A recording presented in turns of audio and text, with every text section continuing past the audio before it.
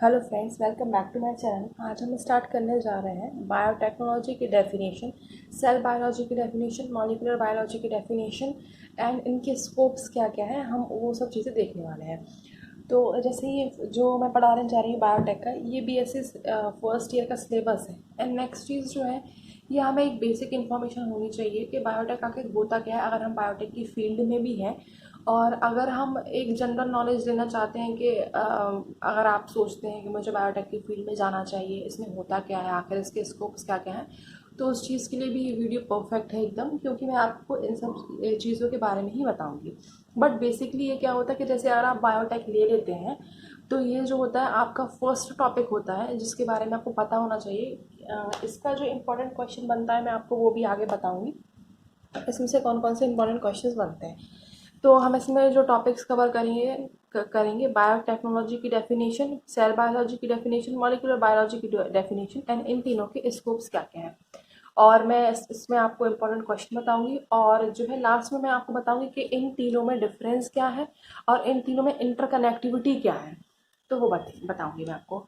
तो पहले बायोटेक्नोलॉजी की डेफिनेशन देख लेते हैं। The application of the technology to modify the biological functioning of an organism by adding genes from the another jeans.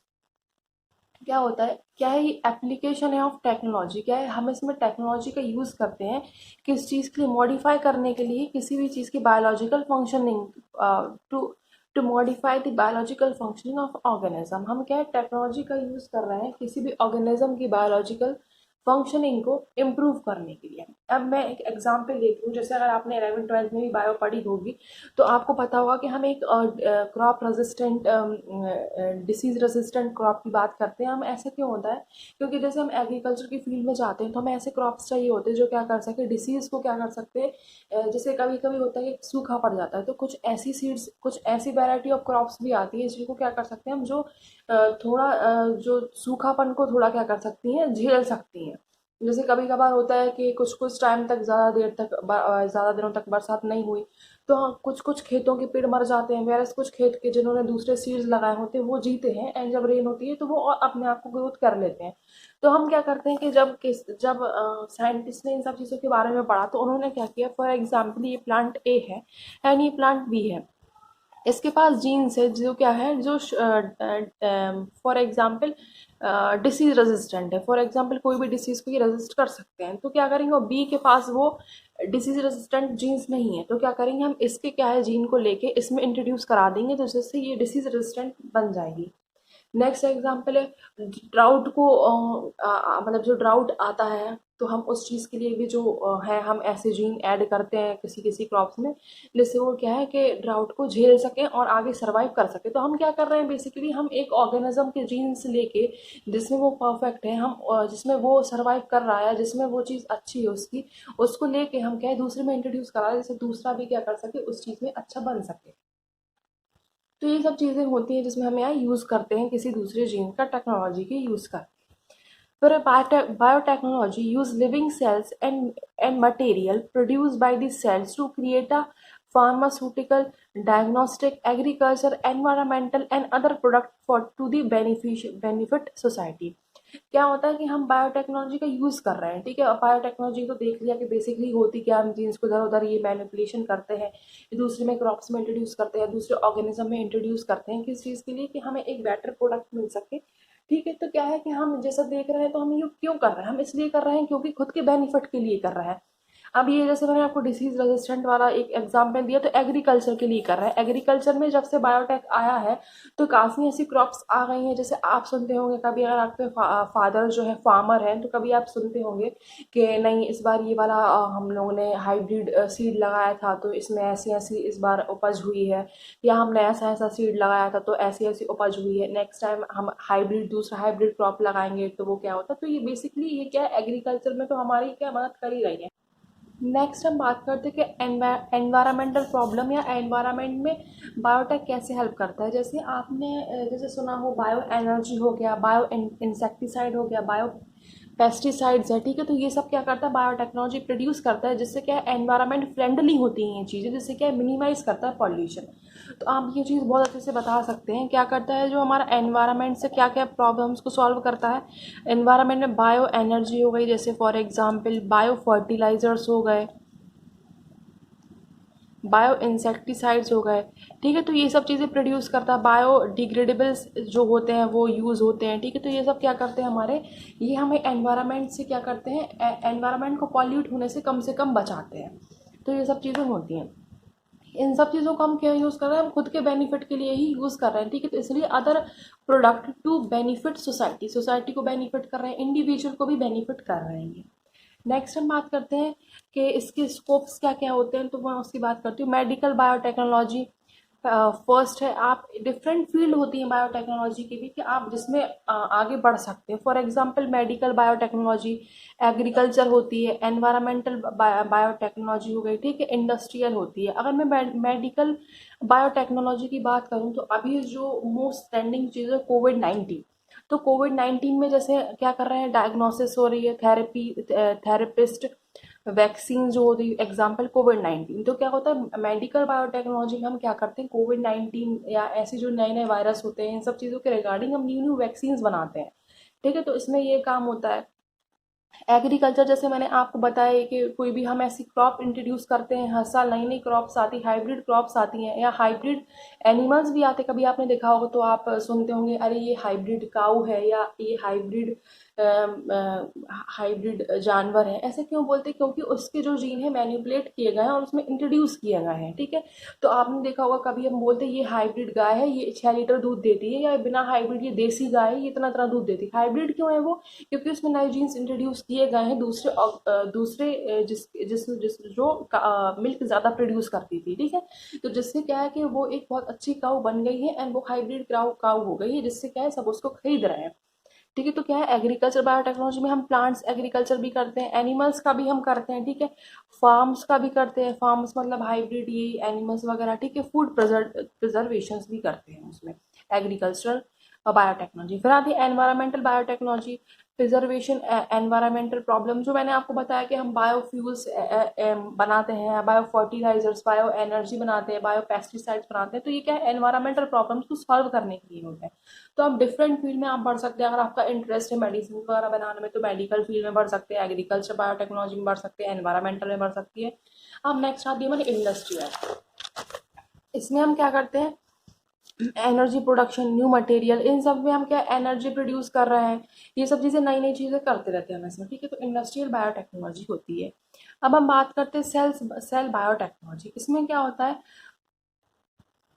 cell biology, also called cellular biology or cytology. It is a branch of biology that studies the structure and function and behavior of the cell. Cell biology का जैसे आप मतलब नाम सुन के ही समझ में आ रहा होगा आपको कि ये क्या करती है, ये जो है सेल्स के स्ट्रक्चर फंक्शंस को क्या करती है, हेल्प करती है स्टडी करने के लिए, ठीक है। Cells biology in comprises both prokaryotic and eukaryotic cells and can be divided into many subtopics which include the study of cell metabolism, cell communication, cell cycle, biochemistry, cell composition। क्या है कि हम cell की बात कर रहे हैं तो सेल में क्या होता है कि हम हर एक सेल को पढ़ रहे हैं, तो इसमें क्या है प्रोकैरियोटिक सेल्स को भी आप स्टडी करते हैं, यूकैरियोटिक सेल्स को भी स्टडी करते हैं, उनके फंक्शंस को, उनके स्ट्रक्चर को हम स्टडी करते हैं, ठीक है। अब क्या है कि cell biology in comprises both eukaryote and prokaryotic cells, दोनों को कंप्राइज करती है and can be divided into many sub topics. हम इसको सब टॉपिक्स में डिवाइड कर सकते हैं। जैसे हम सेल के बारे में पढ़ते हैं तो हम उसका सेल का मेटाबॉलिज्म एक्टिविटी कैसे होती है, सेल का कम्युनिकेशन कैसे चलता है, सेल साइकिल कैसे चलती है, बायोकेमिस्ट्री कैसे होती है, उसमें सेल कंपोजिशंस क्या होते हैं। तो हम ये सब चीज़ें सेल में जो पढ़ते हैं वही सब इस सेल बायोलॉजी में भी हमें वही चीज़ होती है। अब हम तीसरी चीज़ पढ़ते हैं मॉलिक्यूलर बायोलॉजी क्या होती है। It is a field of biology concerned with the study of the studying the chemical structure and process of the biological phenomena that involve the basic unit of life molecules। क्या है कि ये भी एक field of biology है जिसमें हम chemical structures के बारे में पढ़ते हैं and processes of the biological phenomena, and उसके बायोलॉजिकल फिनोमेना की क्या प्रोसेस होती है हम उसके बारे में भी इसमें पढ़ते हैं। और इसमें जो स्कोप्स होते हैं animal identification, traceability, reproduction, enhancement, molecular analysis of genetic diversity, वही जेनेटिक्स मतलब इसमें जो है जेनेटिक डाइवर्सिटी के बारे में पढ़ते हैं। तो मॉलिक्यूलर में बेसिकली ये सब चीज़ें ही होती हैं। अब हम देखते हैं कि इन तीनों में डिफरेंस क्या होता है। ठीक है, डिफरेंस अगर हम देखा जाए तो मॉलिक्यूलर बायोलॉजी क्या होता है, it is about interaction of protein and genes in a cell. Molecule के बारे में हम इसमें पढ़ते हैं, ठीक है, डीएनए, क्रोमोसोम्स, इन सब के बारे में पढ़ते हैं। इसमें क्या होता है, interaction between interaction of the protein and genes, इन सब के इंटरेक्शन के बारे में पढ़ते हैं।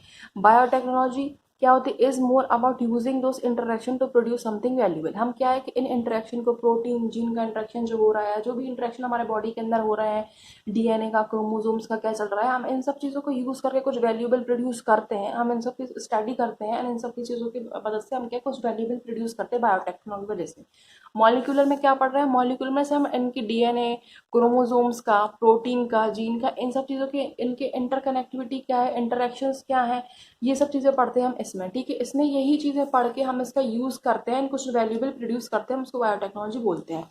Cell biology is study of cell and function, cell part हो गए, ऑर्गेनलीज हो गए, हम इन सब चीज़ों को सेल बायोलॉजी में पढ़ते हैं। तो अगर आपको बेसिक डिफरेंस अगर पूछा जाए कि तीनों में क्या होता है, तो मॉलिक्यूलर बायोलॉजी में आप बोलना कि हम जो इंटरेक्शन है, for example protein and gene का इंटरेक्शन, प्रोटीन एंड जीन का जो भी इंटरेक्शन है हम उनको स्टडी करते हैं, डीएनए क्रोमोसोम को स्टडी करते हैं, और हम इंटरेक्शन को यूज़ करके हम कुछ वैल्यूबल प्रोड्यूस करते हैं, तो हम उसको बायोटेक कहते हैं।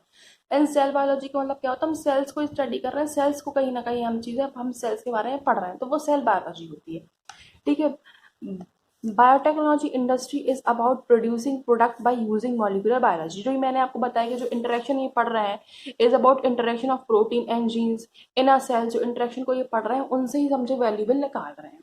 ठीक है, तो उसको हम बायोटेक्नोलॉजी बोलते हैं। और सेल्स क्या होता है, हम जब सेल्स को पढ़ेंगे तभी तो हमें मॉलिक्यूल्स के बारे में ढंग से पता चलेगा। तो सेल्स में हम क्या पढ़ते हैं कि सेल्स के पार्ट क्या है, ऑर्गेनलीज क्या है, उसके ऑर्गन्स क्या है, कैसे वो फंक्शन आउट करता है, सेल साइकिल क्या होती है, प्रॉपर एक सेल क्या, सेल की साइकिल कितने दिनों तक चलती है, क्या होता है, ये सब हम सेल बायोलॉजी में पढ़ते हैं। तो ये सब था about molecular biology, biotechnology and cell biology. इसका जो क्वेश्चन बनता है यूनिवर्सिटीज़ में, ये आपको 6 या 12 नंबर का भी पूछा जा सकता है कि what is scope of biotechnology. ठीक है, तो अगर आपसे स्कोप ऑफ बायोटेक्नोलॉजी बोला जाए तो बेसिकली ये तीनों चीज़ें इंटरकनेक्ट रहती हैं एक दूसरे से। क्यों? क्योंकि मॉलिक्यूलर से ही आप बायोटेक्नोलॉजी में कुछ ना कुछ प्रोडक्ट बना सकते हो, ऐसा जो आपको बेनिफिट दे सके। ठीक है, मॉलिक्यूल के बारे में हम कैसे पता करेंगे, जब हमें सेल के बारे में पता होगा।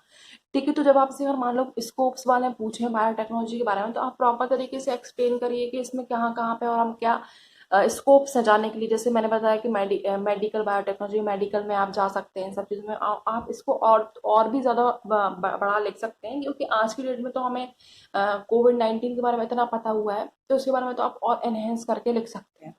फिर एग्रीकल्चर में भी जैसे मैंने आपको डिसीज रेजिस्टेंट या वाटर शॉर्टेज के ऊपर जैसे मैंने बताया, तो एग्जाम्पल देके आप उसको बता सकते हैं। एनवायरमेंटल के ऊपर कैसे हम करते हैं काम अभी, वो बता सकते हैं। इंडस्ट्रीज में कैसे इसका यूज़ होता है, इंडस्ट्रियल में कैसे एनर्जी प्रोडक्शन हो गया। ठीक है, न्यू मटेरियल, ये सब चीज़ बता सकते हैं। सेल्स फिर आप बताएंगे सेल बायोलॉजी भी क्या होती है, मॉलिक्यूलर बायोलॉजी क्या होती है, और ये तीनों आप फिर बताएंगे ये तीनों इंटरकनेक्ट होती है एक दूसरे से। तो ये सब चीज़ें होती हैं कि मॉलिक्यूलर, सेल एंड बायोटेक्नोलॉजी में।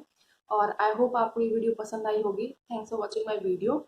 और इस पर जो है मैं फर्स्ट ईयर से लेके थर्ड ईयर तक का पूरा कोर्स अपलोड कर रही हूँ, एंड इवन फर्स्ट क्लास से लेकर 12th क्लास का भी मैं अपलोड कर रही हूँ।